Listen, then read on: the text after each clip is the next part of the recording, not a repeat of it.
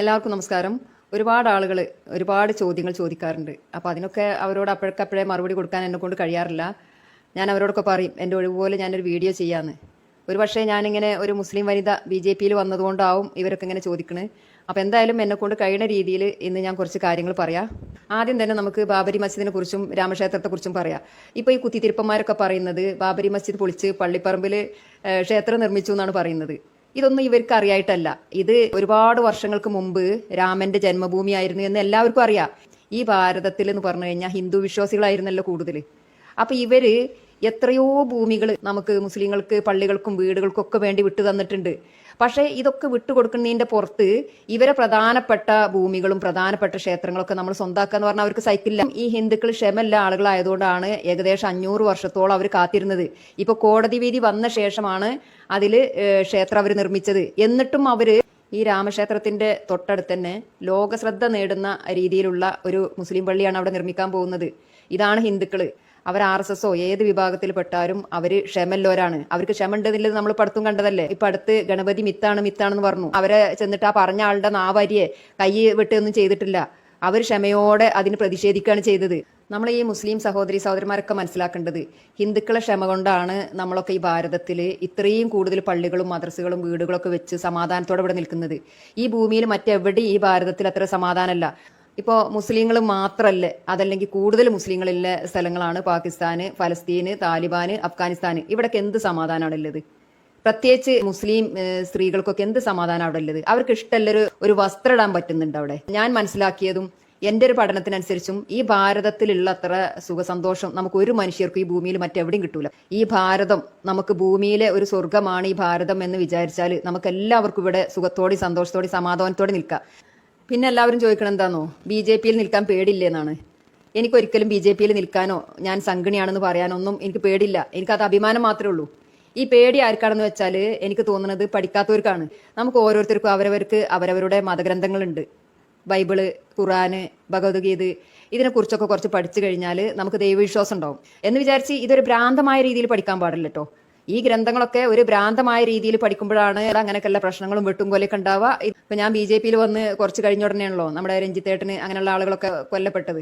അപ്പോഴൊക്കെ എന്നോട് ചിലരൊക്കെ വിളിച്ചിട്ട് ചോദിക്കും, തീവ്ര സ്വഭാവമുള്ള ആളുകളൊക്കെ അല്ലേ, അപ്പോൾ ഇങ്ങനെയൊന്നും പേടിയില്ലേ, അവരൊക്കെ എന്തെങ്കിലുമൊക്കെ ചെയ്താലോ എന്നൊക്കെ ചോദിക്കും. അപ്പം ഞാൻ ഇവരോടൊക്കെ സമാധാനപരമായിട്ട് പറയും, ഞാൻ വിശ്വസിക്കുന്ന ഒരു ഗ്രന്ഥമുണ്ട്. ആ ഗ്രന്ഥത്തിൽ പറഞ്ഞിട്ടുള്ളത് നമ്മുടെ മരണം എന്നാണ്, എപ്പോഴാണ്, എങ്ങനെയാണെന്നൊന്നും നമുക്ക് പറയാൻ പറ്റില്ല. താൻ പാതി ദൈവം പാതി എന്നാണല്ലോ. അപ്പോൾ പകുതി നമ്മുടെ അടുത്താണ് കാര്യങ്ങൾ, നമ്മൾ ശ്രദ്ധിക്കുക, ബാക്കി ദൈവത്തിന് വിട്ടുകൊടുക്കുക.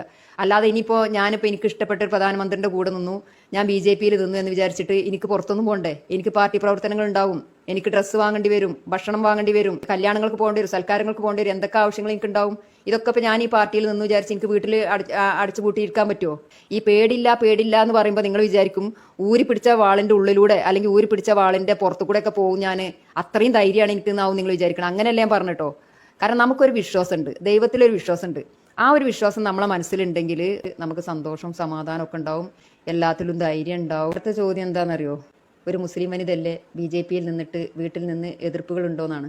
ഞാൻ പാർട്ടിയിൽ വന്ന മുതൽ ഇന്ന് വരെ വീട്ടിൽ നിന്നും ഉമ്മാൻ്റെയും ബാപ്പാൻ്റെയും കുടുംബത്തിൽ നിന്ന് ഒരുപാട് എതിർപ്പുകളും പല രൂപത്തിലുള്ള മാനസിക പീഡനങ്ങളും ഞാൻ അനുഭവിക്കുന്നുണ്ട്. പക്ഷേ അതേക്കുറിച്ചൊന്നും ഞാനിപ്പോൾ പറയാൻ താല്പര്യപ്പെടുന്നില്ല. കാരണം അവരെല്ലാവരും സമൂഹത്തിൽ അറിയപ്പെടുന്ന ആളുകളാണ്. അതുമാത്രമല്ല, ഞാൻ പറഞ്ഞല്ലോ എനിക്ക് ദൈവത്തിലൊരു വിശ്വാസമുണ്ട്. അപ്പോൾ ആ വിശ്വാസപ്രകാരം അവരൊക്കെ എന്നെ മനസ്സിലാക്കി തിരിച്ചു വരും എന്നുള്ളൊരു പ്രതീക്ഷയിലാണ് ഞാൻ. വീട്ടിൽ നിന്നും കുടുംബത്തിൽ നിന്നും ഇത്രയും എതിർപ്പുകളും മാനസിക പീഡനങ്ങളും അനുഭവിച്ചിട്ടും എന്തുകൊണ്ട് BJP-യിൽ വന്നു, എന്തുകൊണ്ട് ഇപ്പോഴും BJP-യിൽ തുടരുന്നു എന്ന് ചോദിച്ചാൽ ഒരുപാട് മറുപടികളുണ്ട്. പക്ഷേ അതിൽ പ്രധാനപ്പെട്ട കാര്യങ്ങൾ മാത്രം ഞാൻ പറയാം. അതായത് ഈ മോദിജിയുടെ പ്രവർത്തനങ്ങൾ കണ്ടാണ് ഞാൻ മോദിജിക്ക് ഒരു വോട്ട് കൊടുക്കണം എന്ന് വിചാരിച്ചത്. വോട്ട് കൊടുക്കണമെങ്കിൽ ഇവിടെ സ്ഥാനാർത്ഥി വേണ്ടേ? ആരോട് ചോദിച്ചാലും BJP-യിൽ മത്സരിക്കല്ല. അപ്പോൾ പിന്നെ എനിക്കൊരു വോട്ട് ചെയ്യാൻ വേണ്ടിയിട്ട് ഞാൻ തന്നെ നിന്നു, ഞാൻ സ്ഥാനാർത്ഥിയായി മത്സരിച്ചു, ഞാൻ എനിക്ക് വോട്ടും ചെയ്തു. മോദിജിയുടെ കൂടെ നിൽക്കാൻ കാരണം എന്താണെന്ന് വെച്ചാൽ ഇപ്പോൾ നമ്മുടെ ഈ ഇന്ത്യ രാജ്യം, നമ്മുടെ ഇന്ത്യക്ക് സ്വാതന്ത്ര്യം കിട്ടിയ ശേഷം എത്ര പ്രധാനമന്ത്രിമാർ വന്നു നിങ്ങളൊന്ന് ആലോചിച്ച് നോക്ക്. ഈ മുസ്ലിം സ്ത്രീകൾക്കും വേണ്ടിയിട്ട് ആരെങ്കിലും ഒരു നന്മ ചെയ്തോ? എത്രയോ വർഷങ്ങളായിട്ട് നടക്കുന്നതാണ് ഈ മുത്തലാഖ്, അതുപോലെ 1, 2, 4 വരെ കെട്ടുക, അങ്ങനെയല്ല 13, 14 വയസ്സുള്ള കല്യാണങ്ങൾ ഇപ്പം അടുത്ത് വരെ നടന്നതല്ലായിരുന്നു. മോദിജി വരുന്ന വരെ ഇതൊക്കെ നടന്നിട്ടില്ലേ? വന്നിട്ടും കുറച്ചൊക്കെ കള്ളത്തരത്തിൽ നടന്നു. ഇപ്പം നിങ്ങളൊന്ന് ആലോചിച്ച് നോക്ക്, ഇപ്പം മോദിജി വന്ന ശേഷം ആർക്കെങ്കിലും 2, 4 കെട്ടാനുള്ള ധൈര്യം ഉണ്ടോ? 14, 16 വയസ്സിലുള്ള വിവാഹങ്ങളുണ്ടോ? അതല്ലെങ്കിൽ തോന്നുമ്പോൾ കിട്ടുക അങ്ങോട്ട് ഒഴിവാക്കുക, കുറേ കുട്ടികളും മക്കളാക്കുക, അങ്ങനെയല്ല ഇതുണ്ടോ? അപ്പോൾ ഇങ്ങനെയുള്ള കാര്യങ്ങൾക്കൊക്കെ മോദിജി തടസ്സം നിന്നു അല്ലേ? മുസ്ലിം സ്ത്രീകളെ അങ്ങനെ തോന്നുമ്പോൾ കെട്ടാനും തോന്നുമ്പോൾ ഉപേക്ഷിക്കാനും കുട്ടികളും മക്കളാക്കാൻ പറ്റില്ല. ആദ്യത്തെ നിയമം 18 വയസ്സായിട്ടേ വിവാഹം ചെയ്യാൻ പറ്റുള്ളൂ, അതല്ലെങ്കിൽ 21 വയസ്സായിട്ട് എന്ന് പറഞ്ഞു. അപ്പോൾ പിന്നെ മോദിജിനെ ഇഷ്ടപ്പെടില്ലേ? കാരണം അത്രയും സമയം നമുക്ക് മുസ്ലിം കുട്ടികൾക്ക് പഠിക്കാം, ഇതിനെക്കുറിച്ചൊക്കെ ചിന്തിച്ച് പോവുകയാണ്. ഇങ്ങനെ പറയാനിരിക്കുകയാണെങ്കിൽ ഒരു മാസമൊക്കെ ഇവിടെ ഇരുന്ന് പറയേണ്ടി വരും. മോദിജി മുസ്ലിങ്ങൾക്കും മുസ്ലിം സ്ത്രീകൾക്കും അല്ലാത്തവർക്കൊക്കെ വേണ്ടി ചെയ്ത കാര്യങ്ങൾ. അതും മോദിജി വന്ന് ഒരു വർഷം ആകുമ്പോഴേക്കിന് തന്നെ എത്ര കാര്യങ്ങളാണ് ഓരോ മനുഷ്യർക്കും വേണ്ടി ചെയ്യുന്നത്. ഇപ്പം ദേ വന്നിട്ട് 9 വർഷം കഴിഞ്ഞുള്ളൂ.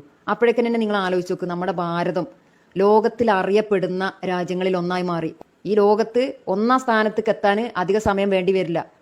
അത്രയും കാര്യങ്ങളാണ് മോദി ചെയ്തുകൊണ്ടിരിക്കുന്നത്. പക്ഷേ അതേക്കുറിച്ചൊക്കെ പഠിക്കാൻ ഒരുപാടുണ്ട് കേട്ടോ. അങ്ങോട്ടൊന്നും ഞാൻ എത്തിയിട്ടില്ല. ഞാൻ ശ്രദ്ധിച്ചത് ഇതാണ്, ഞാനൊരു മുസ്ലിം വനിതയാണ്, അപ്പോൾ മുസ്ലിങ്ങൾക്കും വേണ്ടി മോദിജി എന്ത് ചെയ്തു എന്നാണ്.